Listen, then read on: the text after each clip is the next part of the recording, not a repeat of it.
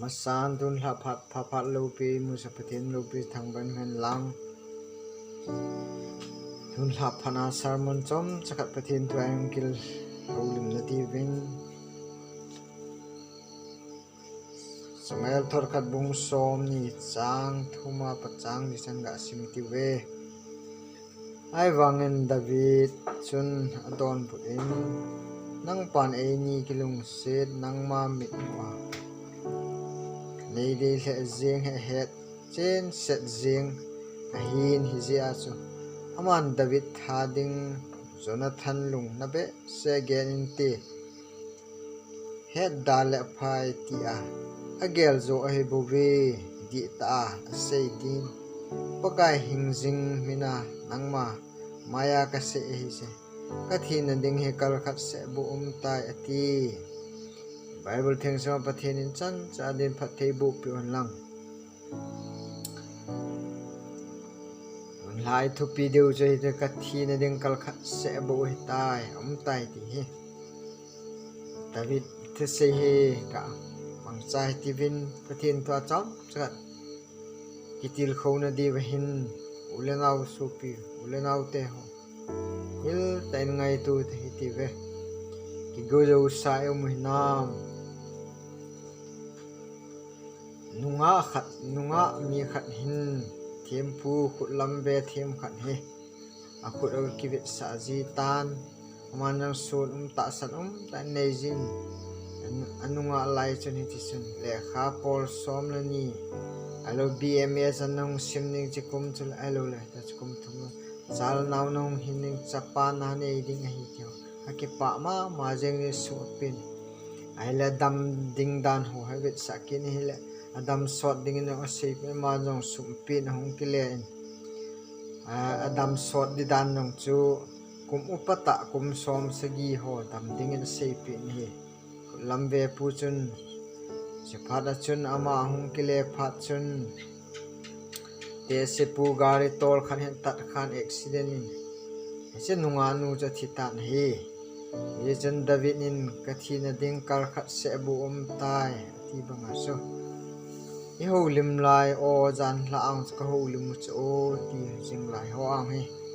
ai ho ai ma mi min ko i ma sa hi lo dan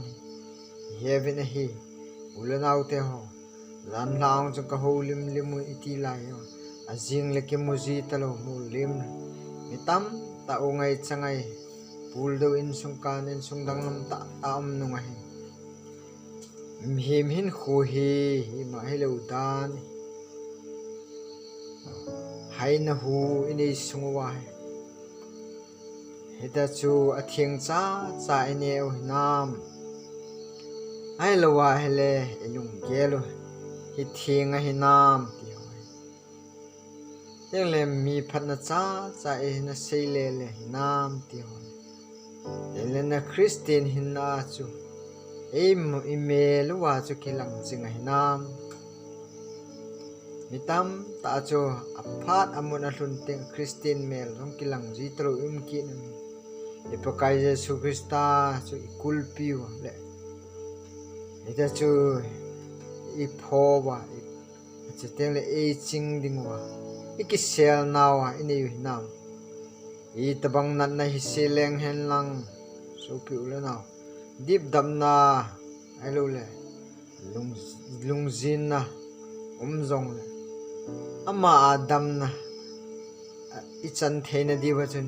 i kulpi wa ikisel nawa i om phowa i chimjam wa iman po wa chun